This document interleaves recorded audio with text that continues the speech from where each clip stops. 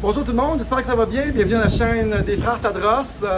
Fait insolite, tranche de vie. J'étais sur la 30e, j'allais à un magasin de tissus, puis j'appelle un taxi, puis un auto qui s'arrête, puis elle me dit tu t'en vas où? Et j'avais devant moi Edith Gay, qui est une Québécoise. Je pense qu'il m'a reconnu de Facebook. Ça va bien, Edith? Oui, ça va bien. Excellent, excellent. C'est un drôle d'annonce en tout cas parce que je t'ai reconnu puis j'ai juste reculé un peu. Et où tu vas en marche, puis elle s'en va. Je t'ai raconté un petit peu à... J'ai fait confiance. Ouais. J'ai fait confiance à une étrangère, puis j'ai embarqué dans son auto. Edith a un restaurant, je m'excuse d'avoir coupé, mais je vais donner les infos. Ben, c'est pas moi, c'est mon mari puis deux collègues.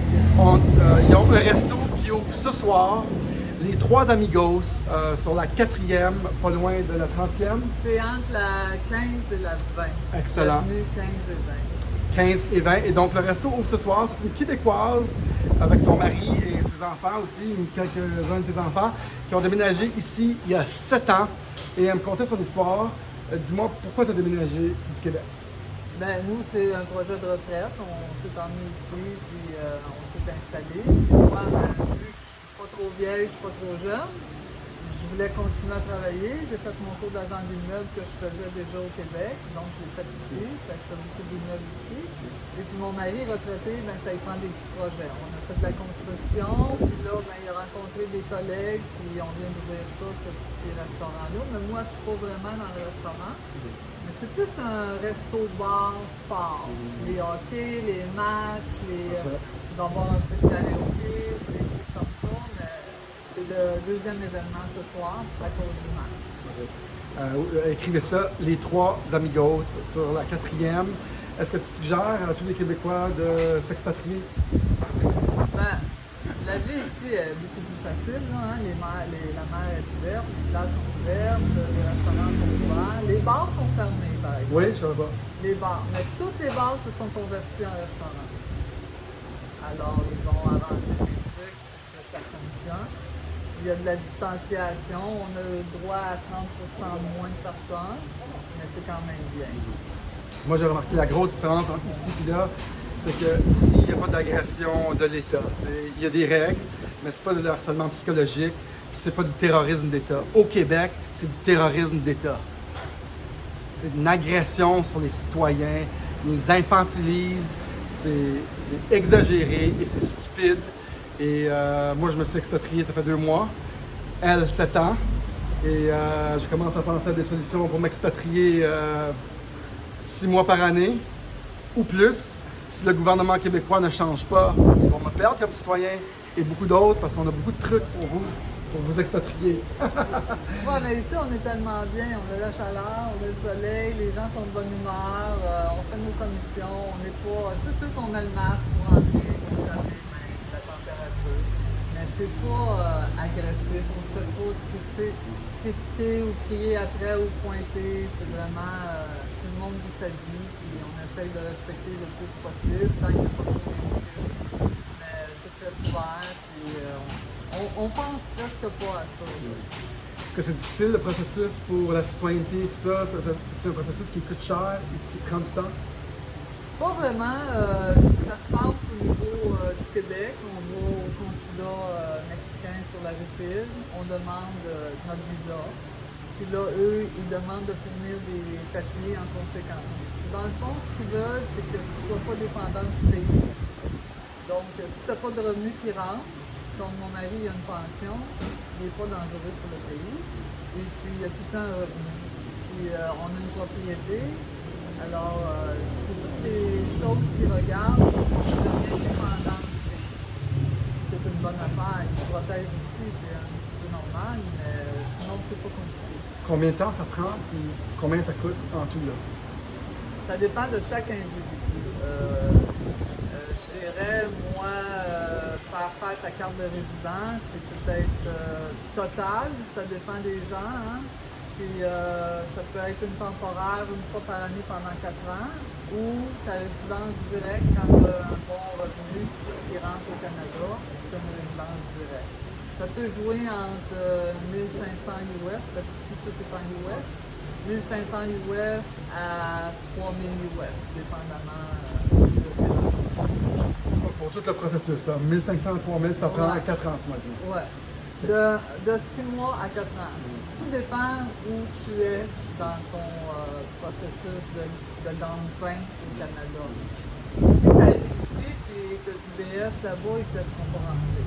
C'est ça. Il faut que tu aies des revenus. On parlait de la police, que moi je trouve la police locale corrompue. C'est un petit peu quelque chose qui dérange un peu. Moi, ils m'ont arrêté, ils ont pris de l'argent, ils demandent toujours de l'argent pour qu'ils ne me mettent pas en prison. On n'a rien fait, puis on leur a quand même donné de l'argent. Mais Edith, elle m'a partagé un beau point de vue, puis je trouve qu'elle a vraiment raison. Elle dit, dans le fond, c'est du positif, puis moi je trouve qu'elle a raison. Je vais vous expliquer pourquoi. Oui, ben, c'est qu'au Canada, on est tellement surveillé hein, avec les iPhones, là, tout le monde se filme. Alors, il n'y a pas de possibilité de négocier quoi que ce soit. Tandis qu'ici, tu te fais arrêter, ils peuvent t'enlever ton char, ils peuvent te donner l'étiquette, ils peuvent tout te faire. Mais si tu prends le temps de discuter avec eux, il y a moyen de négocier quelque chose entre nous. Et puis, ça va de soi. Mais c'est beaucoup moins compliqué. C'est sûr que c'est de la corruption, mais en même temps, c'est de la négociation. Puis on n'aime pas ça, mais il y a moyen de s'en sortir tout le temps. Nous, on n'avait rien fait. Là, quand un touriste t'arrête, ils te fouillent, puis ils te font semblant qu'ils ils vont t'arrêter ou t'as rien fait. Puis tu finis par leur donner un peu d'argent. Des fois, c'est 100, des fois, c'est 200. C'est sûr que si tu as fait quelque chose de mal, c'est sûr que tu vas leur donner de l'argent. Oui, mais ici, ma fille, elle a une compagnie d'auto, OK? Donc, elle connaît toutes les lois, puis on est quand même protégé en tant que touriste. La police n'a pas le droit de t'arrêter si tu n'as rien fait. Si tu as fait quelque chose de grave, tu n'as pas fait de la lumière ou quelque chose, oui, elle peut te donner une étiquette. Mais si tu n'as rien fait, elle fait juste t'arrêter parce que tu es un touriste et elle veut de l'argent de toi. Il y a une loi qui dit qu'ils n'ont pas le droit de faire ça. Puis elle les a, ces lois-là, dans les propagande de chaque auto qu'elle vit. Alors, quand la police t'arrête, eux montrent cette loi-là et ils comprennent assez vite qu'ils n'ont pas le droit de taxer le touriste. J'ai une question indiscrète. Est-ce que vous payez des frais l'organisation criminelle pour la protection vous? Non, on n'est pas là encore. On devrait pas parce que ceux qui protègent ceux qui ont besoin de ça, c'est parce qu'il y a des vendeurs de substances illicites ou de la prostitution dans le commerce, mais nous, on n'a pas ça. Nous, on est vraiment legit, là, on marche avec nos permis et tout ça. Parce que sur la 5, sur la grande rue touristique, tout le monde qui, même si tu es un vendeur de fleurs, tu payes pour la protection. C'est comme ça marche ici. C'est une taxe de la ville. Ouais. Mais c'est plus quand c'est des endroits où ils peuvent obtenir des substances illicites ou de la prostitution, comme je l'ai dit. Sinon, c'est un resto normal qui n'a pas rien, pas supposé.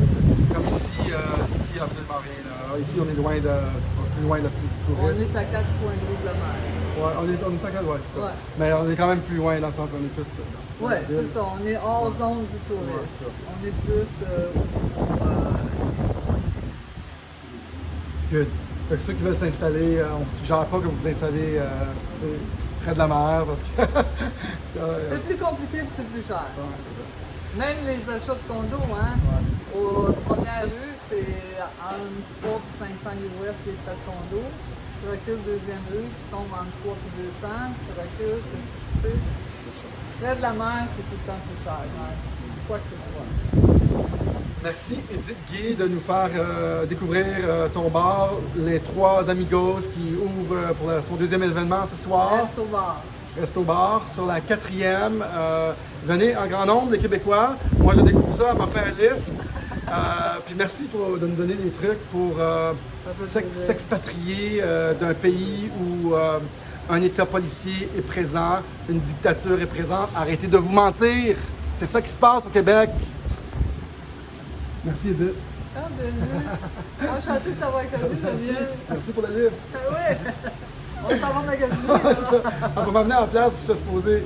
Elle me jase 2 secondes, je dis hey, on fait une entrevue. Ah, ouais. Salut tout le monde, à la prochaine. Ciao, bye.